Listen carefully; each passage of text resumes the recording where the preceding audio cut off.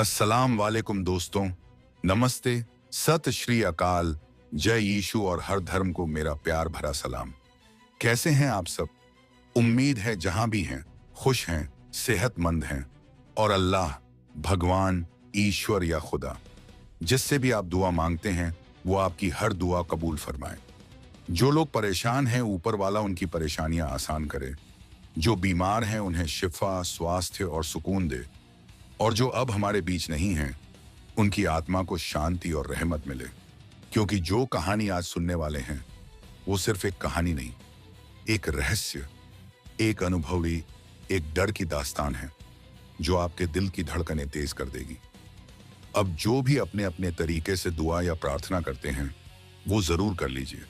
क्योंकि जब हम इन अनदेखी मखलूकात का जिक्र करते हैं, तो कहते हैं वो सुनने चली आती हैं। तो दिल थाम लीजिए, रोशनी थोड़ा कम कर लीजिए, क्योंकि इस बार कहानी नहीं, डर खुद बोलेगा। ये कहानी जॉन की है। जॉन के ही जुबानी सुनते हैं ये कहानी। जब मैं 12 साल का था, मेरी माँ ने पहली बार मुझ पर इतना भरोसा किया था कि वो मुझे पूरा घर अकेले छोड़कर बाहर गई थी। हमारा शहर बेहद शांत और सुरक्षित माना जाता था। वो जगह जहां रात में अकेले चलते भी किसी को डर नहीं लगता। चारों तरफ खुले आंगन, साफ गली, दोस्ताना पड़ोसी और एक छोटी सी मार्केट जहां हर दुकान वाले चेहरा पहचानते थे। मैं आज भी उसी घर में अपने माता पिता के साथ रहता हूं, लेकिन उस रात की याद आज भी नींद उड़ा देती है। उस दिन वीकेंड था। मम्मी पापा दोस्त के यहाँ पार्टी में जा रहे थे। मेरी बड़ी बहन कहीं बाहर गई थी, इसलिए मैं पहली बार पूरे घर पर अकेला था। उन्होंने मेरे लिए पैसे रख छोड़े थे कि मैं अपने लिए पिज्जा ऑर्डर कर लूं। 12 साल के बच्चे के लिए यह किसी त्योहार से कम नहीं था। पूरे घर पर कब्जा, वीडियो गेम और पिज्जा। मेरी उम्र में मैं जेम्स बॉन्ड वाले PS2 गेम का पागल था। नाइट फायर शायद 100 बार खेल चुका था। गेम खत्म होते ही मैंने पिज्जा ऑर्डर किया। हमारे घर के पास की जियानी, अब वो जगह बंद हो चुकी है, लेकिन तब वहां का पिज्जा हमारे घर का फेवरेट था। डोरबेल बजी और मैं पैसे लेकर नीचे उतरा। दरवाजे पर एक अजीब सा आदमी खड़ा था। गंदी बिखरी दाढ़ी, धंसी आंखें और एक काला ट्रकर हैट पहने हुए। उसे देखकर ही दिल में अजीब सा खटका हुआ। वो मुझे पिज्जा देते हुए घर के अंदर झांकने लगा। फिर उसने पूछा, तू यहां अकेला है? मेरी रगों में ठंडा खून दौड़ गया। मुझे लगा जैसे उसने मेरी सांस रोक दी हो। मेरे होंठों ने खुद ब खुद जवाब दिया, नहीं, मेरे पेरेंट्स आने ही वाले हैं। उसने फिर एक अजीब मुस्कान दी, बिना दांत दिखाए, बस होंठ खींचकर, जैसे वो मेरा डर सूंघ रहा हो। मैं जल्दी से दरवाजा बंद करके ऊपर चला गया। 3 पीस खाकर बाकी फ्रिज में रखे और फिर गेम खेलने बैठ गया। रात करीब 11 बजे डोरबेल दोबारा बजी। मुझे लगा मम्मी पापा होंगे। मैं सीढ़ियों से नीचे उतरा और दरवाजे के पीछे से बोला, मॉम, डैड। पर सामने से एक अजनबी आवाज आई, मुझे मदद चाहिए, फोन इस्तेमाल करना है, प्लीज। मेरे पैरों में जैसे जान ही नहीं रही। आवाज बिल्कुल उसी आदमी जैसी नहीं थी, लेकिन उतनी ही अजीब, उतनी ही खुरदरी, जैसे कोई गला दबाकर बोल रहा हो। मैंने खिड़की से झांकने की हिम्मत नहीं की, बस पलटकर सीढ़ियां चढ़ने लगा। तभी धड़ाम, दरवाजे पर किसी ने जोर से मुट्ठी मारी और फिर वही आवाज, लेकिन इस बार कांपती हुई, जैसे छुपा गुस्सा बाहर निकलने की कोशिश कर रहा हो। रुको, मैं देख सकता हूं तुमको। मैं मुड़ा। दरवाजे की ऊपरी कांच की स्लैब से एक काली आकृति खड़ी मुझे घूर रही थी। मैं डर के मारे भागा। ऊपर जाकर मम्मी को फोन लगाया। उन्होंने मेरी आवाज सुनते ही घबराहट में पूछा, क्या तुमने उस आदमी से बात की? मैंने कहा, पूछा था कि मैं अकेला हूं या नहीं। मम्मी की आवाज पल भर में गंभीर हो गई। तुरंत कमरे में बंद हो जाओ, हम पुलिस को कॉल कर रहे हैं। आवाज मत करना। मैं पापा के कमरे में जाकर खुद को बंद कर चुका था। तभी बाहर की तरफ से क्लिक की हल्की आवाज आई। हमारे पिछवाड़े का गेट। मैंने फुसफुसाते हुए कहा, माँ, कोई पीछे की तरफ आया है। माँ सिर्फ एक ही बात दोहराती रही, चुप रहो, कुछ मत बोलो, पुलिस बस पहुंचने ही वाली है। पर तभी नीचे से धीमी संभली हुई कदमों की आवाज आने लगी। कदम जो घर के अंदर आ चुके थे। मैंने सांस रोक ली। कदम हल्के थे, धीमे, लेकिन सीधे ऊपर की तरफ। पहले मेरी बहन के कमरे में, फिर मेरे कमरे में, और फिर अब वह मेरे माता पिता के कमरे के ठीक बाहर था। दरवाजे का हैंडल धीरे धीरे घूमा, पर लॉक लगा हुआ था। कुछ सेकंड तक उसने कोशिश की, फिर वह हल्के से दरवाजे पर उंगलियां फेरने लगा। कोई आवाज नहीं, कोई शब्द नहीं, बस उंगलियों की सर सर। मैं रोना चाहता था लेकिन आवाज नहीं निकल रही थी। माँ फोन पर बस कह रही थी, पुलिस अंदर घुस रही होगी, डरो मत, हिम्मत रखो। तभी नीचे से जोर जोर से पुलिस की आवाजें आने लगी। Police, anyone here? और वह आवाज, वह कदम सब अचानक गायब हो गया। मैंने दरवाजा खोला तो 2 पुलिस वाले खड़े थे। नीचे स्लाइडिंग बैक डोर खुला पड़ा था और पीछे की खिड़की भी। उस रात के बाद मैंने कभी चैन की नींद नहीं ली, पर दहशत यहीं खत्म नहीं हुई। उस घटना के बाद हम महीनों उस पिज्जा वाले फिल्म को ढूंढते रहे। उसके मैनेजर ने हमें दुकान से भगा दिया।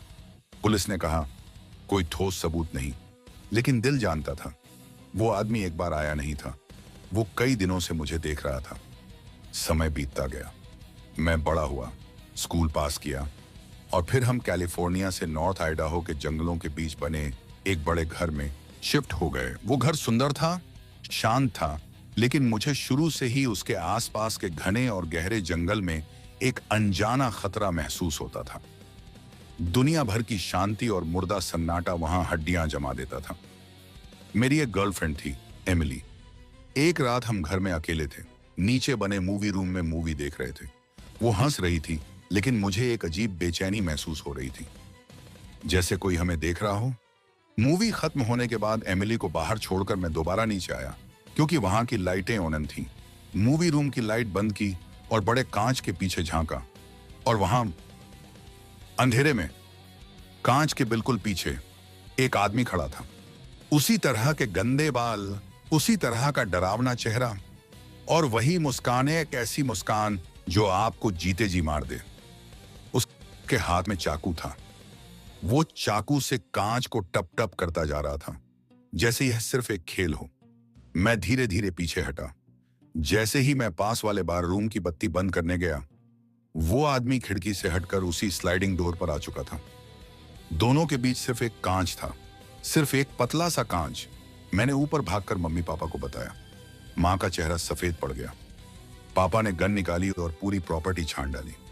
पुलिस आई, लेकिन कोई नहीं मिला। उन्होंने कहा, यहां कुछ दिन पहले एक आदमी घरों में घुसने की कोशिश कर रहा था। मैंने पहली बार तब सोचा, क्या वो वापस आ गया है? क्या वही है जिसने बचपन में मेरे घर में घुसने की कोशिश की थी? क्या वह मुझे ढूंढ रहा है? उस रात मैं सो नहीं पाया। लगभग 2 बजे नीचे मूवी रूम की दिशा से टप टप टप, वही आवाज, मानो वो फिर कांच पर चाकू चला रहा हो। यह कई हफ्तों तक चलता रहा। कभी वह रुक जाता, कभी अचानक 3 बजे शुरू हो जाता, कभी ऐसा लगता जैसे कोई छत पर घूम रहा हो। पर मैं हर बार खिड़की तक गया और कभी किसी को नहीं देखा। मैं डर के साए में जी रहा था। सर्दी आई और हालात और बिगड़ गए। मेरे पेरेंट्स किसी वर्क ट्रिप पर गए हुए थे और मुझे घर में रहने के लिए शॉटगन दी थी। हमारा रोटवाइलर कुत्ता भी मेरे साथ था, बहुत शांत स्वभाव का। लेकिन उस रात वो अचानक गुर्राने लगा। उसके कान खड़े थे, उसकी नजरें दरवाजे पर जमी थीं। फिर धप धप धप, धीमी, भारी, इंसानी चाल। मैंने सांस रोक ली। लाइट्स ऑफ थीं, घर अंधेरे में डूबा था। फिर ठक ठक ठक, दरवाजे पर दस्तक। मैंने जवाब नहीं दिया। कुछ देर बाद कदमों की आवाज खिड़की की तरफ बढ़ गई, फिर दूसरे कमरे की तरफ, फिर पीछे की तरफ। सुबह जब बाहर निकला, मेरी रीढ़ की हड्डी जैसे जम गई। पूरे घर के चारों तरफ बर्फ में पैरों के निशान। हर खिड़की पर रुककर, हर दरवाजे के पास खड़े होकर वो जैसे देख रहा था, क्या मैं घर में अकेला हूं? क्या मैं डर रहा हूं? क्या मैं उसके लिए तैयार हूं? उस रात वह वापस आया। मैंने खिड़की से झांका, वही आदमी, वही मुस्कान, और इस बार उसके हाथ में चाकू नहीं, बल्कि मेरी घर की चाबी थी। हाँ, मेरे घर की चाबी। वह चाबी को हवा में झुला रहा था, ठीक मेरी आंखों में देखते हुए। वह मुस्कुरा रहा था और उसकी सांसें ठंड में धुएं की तरह ऊपर जा रही थी। मैंने डर और गुस्से में आकर उसे चिल्लाकर चेतावनी दी, अगर आगे बढ़ा तो गोली मार दूंगा। वह नहीं हिला, बस एक कदम आगे बढ़ा। मैंने गोली हवा में चलाई। आवाज गूंजी और वह धीरे धीरे पीछे हटा, लेकिन नजरें मुझसे हटाई नहीं। मैं नीचे भागा और कुत्ते को बाहर छोड़ दिया। वह पूरे जंगल में उस आदमी के पीछे भौंकता दौड़ा। मैं प्रार्थना करता रहा कि वह कुत्ते को चोट न पहुंचाए। अगली सुबह कुत्ता वापस आ गया, थका हुआ, डरा हुआ, और उसके दांतों पर किसी का खून लगा हुआ। पर वह आदमी गायब। कुछ दिनों बाद मैं अपने दोस्तों के साथ साउथ कैरोलिना के एक कैबिन में गया, और वहां जो हुआ वह पहले से भी ज्यादा डरावना था। वही टप टप, वही कांच पर उंगलियां, वही रात में घूमती छाया, और एक नंगा आदमी जो कैबिन के अंदर चल रहा था, उसी मुस्कान के साथ। हम सब भागे। पुलिस ने कहा, यहां जंगलों में ऐसे लोग अक्सर घूमते हैं, लेकिन मैं जानता हूं यह वही था, वही आदमी जो बचपन से मेरा पीछा कर रहा है, जो मेरा नाम जानता है, जो मेरी रातें जानता है, जो मेरा डर जानता है। और अब कई महीनों से मैं फिर वही आवाज सुन रहा हूं, टप टप टप। कल रात मैंने अपने कमरे की खिड़की पर धुंधली सांसों से लिखा हुआ एक शब्द देखा। कमरे की खिड़की पर जमी धुंध धीरे धीरे फीकी पड़ रही थी, लेकिन उस पर बना हुआ आखिरी शब्द अब भी साफ दिख रहा था, हम फिर मिलेंगे। मैंने कांपते हाथों से पर्दा हटाया। बाहर सिर्फ काला अंधेरा था, न कोई इंसान, न कोई परछाई, लेकिन मुझे पता था वह अभी भी यहीं है, कहीं पास, कहीं बहुत पास। अचानक कमरे के भीतर ठंडी हवा का झोंका चला।